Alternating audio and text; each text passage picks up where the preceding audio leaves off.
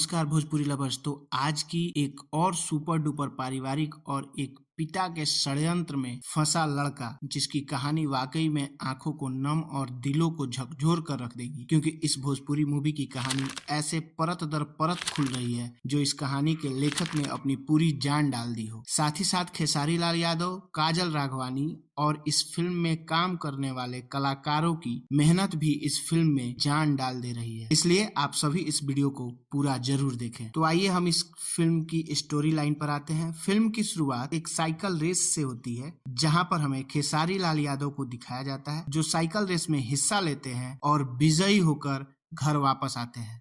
घर पे उनका स्वागत होता है, जैसे कि हर एक माँ अपने लाडले की करती है, सेम वैसे ही कल को मेरी भी हुई थी, हो सकता है आपकी भी हो। वहां से सीन शिफ्ट होता है और ब्रजदेव सिंह का घर दिखाया जाता है, जहां एक व्यक्ति उनसे मिलने आता है, लेकिन ब्रजदेव का साला बैकुंठ उस व्यक्ति को ब्रजदेव सिंह से मिलने नहीं देना चाहता। तभी ब्रजदेव सिंह आता है, जहां वह उस व्यक्ति को पहचान जाता है। एक समय ऐसा था जब ब्रजदेव की बेटी की जान उस व्यक्ति की बच्ची ने बचाया था। तब ब्रजदेव उसे कुछ देना चाहा, लेकिन सूरजभान मना कर देता है कि वह वक्त आएगा तो ले लूंगा, अभी मुझे कुछ नहीं चाहिए, और वो वहां से चला जाता है। और अब उसकी बेटी की शादी है, जिसके लिए ब्रजदेव सूरजभान को एक ब्लैंक चेक देता है और उसे जरूरत के हिसाब से पैसे भर लेने को बोलता है, जिससे सूरजभान बहुत ही खुशी से स्वीकार कर वहां से चला जाता है। सीन शिफ्ट होता है जहां राजू की माँ उसे यूरिया एक तरह का खाद होता है जिसे हम खेतों में डालते हैं, लाने के लिए बाजार भेजती है, जहां पहली बार राजू को काजल राघवानी से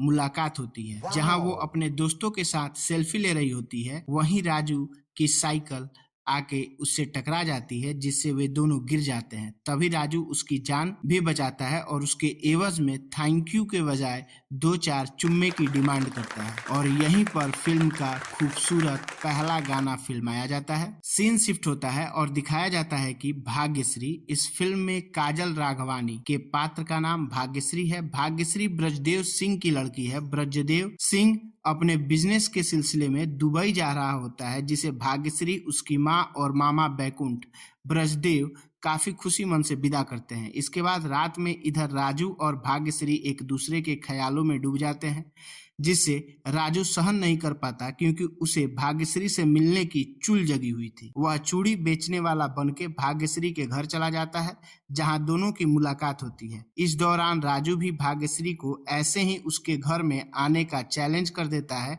जिससे भाग्यश्री एक्सेप्ट कर लेती है। अगली रात राजू के घर एक सरदार जी आते हैं और उससे मिलने के लिए उसके कमरे में चले जाते हैं, जहां पता चलता है कि वह सरदार के भेष में कोई और नहीं बल्कि भाग्यश्री है। सीन शिफ्ट होता है, सुबह का समय होता है। राजू अपने एक दोस्त से मिलने गया होता है जो कि विदेश से आया है और अपनी बहन को विदेश ले जाने की बात करता है। उसके बाद से डायरेक्ट राजू को मंदिर में दिखाया जाता है, जहां पर वो भाग्यश्री के साथ होता है, जिसे भाग्यश्री का मामा बैकुंठ देख लेता है और वह कुछ गुंडों को राजू को मारने के लिए भेजता है। लेकिन अपना राजू तो राजू ठहरा, वो उन लोगों की जम की ठुकाई करता है।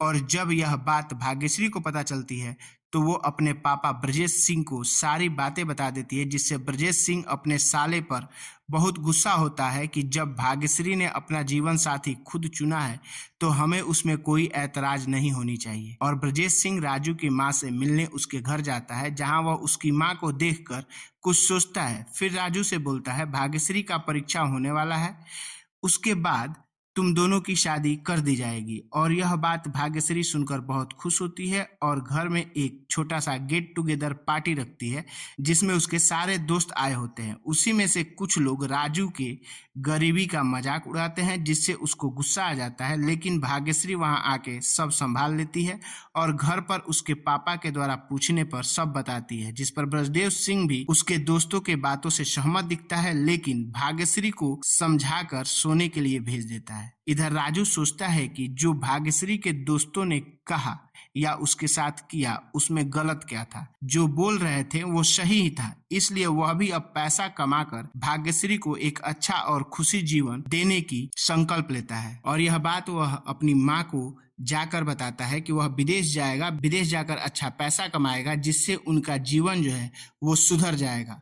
लेकिन उसकी माँ इस बात के लिए राजी नहीं होती है, क्योंकि एक समय था जब उसके पिता भी विदेश कमाने के लिए गए थे, लेकिन आज तक वो वहां से वापस नहीं आए। लेकिन राजू अपनी माँ को कन्विंस कर लेता है और विदेश जाने के लिए मना लेता है। फिर सीन शिफ्ट होता है, राजू दुबई चला जाता है। दुबई जाकर वो अपने एक दोस्त से मिलता है जो अपनी बहन को लेके दुबई आया हुआ था। लेकिन जब वो देखता है कि वो अपनी बहन से वहाँ नौकरों की तरह काम करवा रहा होता है, इवन वहाँ के जो रईस लोग थे जो रेस्टोरेंट में आते थे वो उसकी बहन को गंदी निगाहों से भी देखते थे, लेकिन उनका दोस्त कुछ नहीं करता ताकि उनका बिजनेस चलता रहे, जो राजू को देखकर अच्छा नहीं लगता और वो वहां से चला जाता है।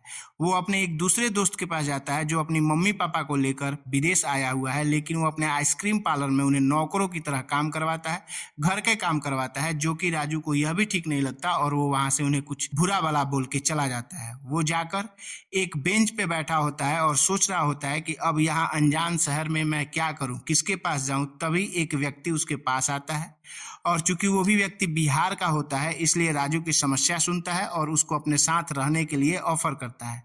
लेकिन उसके साथ कंडीशन था कि राजू कुछ ही दिन उसके साथ रह सकता है।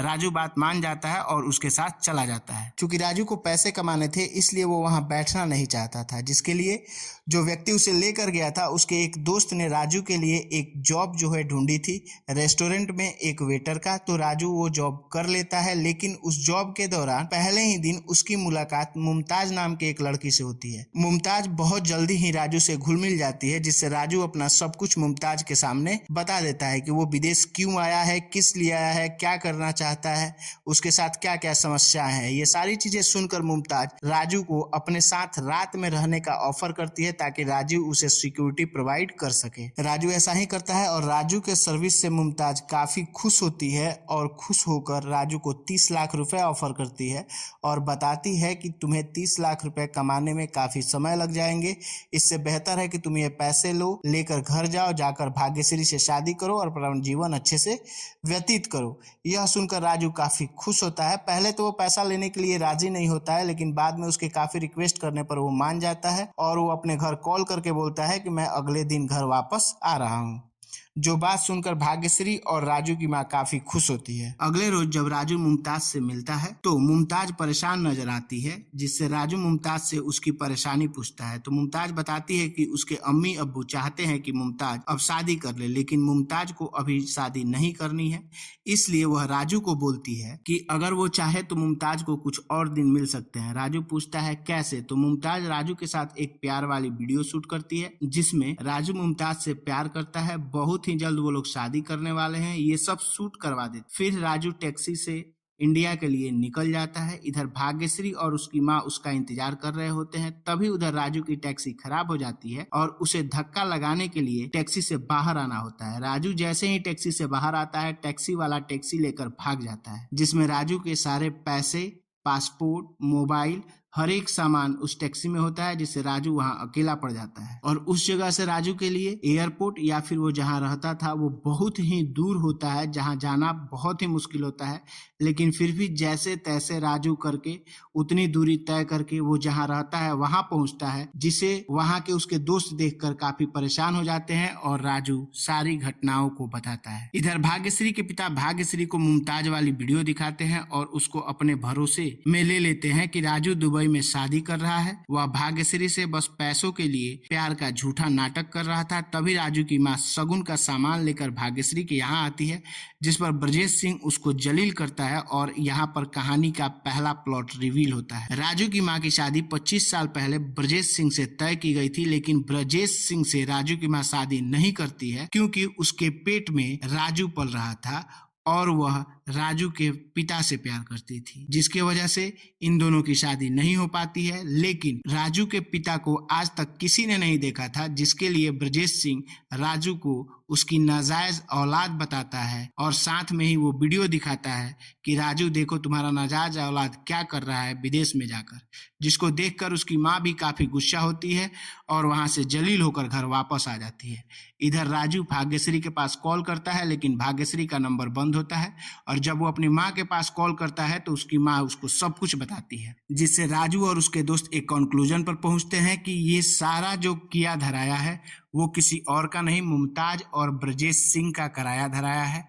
जहां पर इस कहानी के प्लॉट को रिवील होते ही राजू मुमताज से मिलने मुमताज के घर चला जाता है, जहां पर मुमताज ब्रजेश सिंह से वीडियो कॉल पे बात कर रही होती है और राजू का पासपोर्ट जलाने की कोशिश करती है। तभी राजू वहां आ जाता है और इतनी सीधे साधे सुलझे हुए इंसान से दिखने वाले ब्रजेश सिंह की सारी सच्चाई सामने आ जाती है। अभी तक जो कुछ भी हुआ ब्रजेश सिंह ही कर रहा था। मुमताज के माध्यम से यह बात भाग्यश्री भी सुन लेती है और उसके पिता की सच्चाई अब उसके सामने भी आ जाती है। तब ब्रजेश सिंह राजू को मात्र 15 दिन की मोहलत देता है कि यदि तुम 15 दिन में 15 लाख रुपए कमा लिए तब तो मैं तुम्हारी शादी भाग्यश्री से कर दूंगा, लेकिन यदि तुम कमाने में असमर्थ रहे तो मैं भाग्यश्री की शादी जबरदस्ती किसी और के साथ कर दूंगा और तुम देखते रह जाओगे। राजू ये चालान एक्सेप्ट कर लेता है, लेकिन अब दिक्कत है 15 लाख 15 दिन में कमाया कैसे जाए। राजू की मोहब्बत और उसका सीधापन नर्मदिली देखकर मुमताज पिघल जाती है और उसे एक फाइट में हिस्सा लेने को कहती है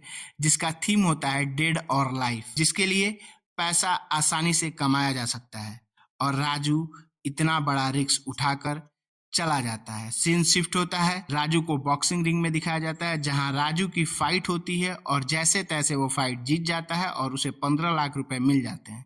अब घर जाने की तैयारी करता है, लेकिन जिस व्यक्ति के पास वो रुका था उसके ऊपर एक अरबी का कर्जा था जिसे चुकाने के कारण वो अपने घर नहीं जा पा रहा था और भी लोग थे वहां पर जो कि मजबूर थे।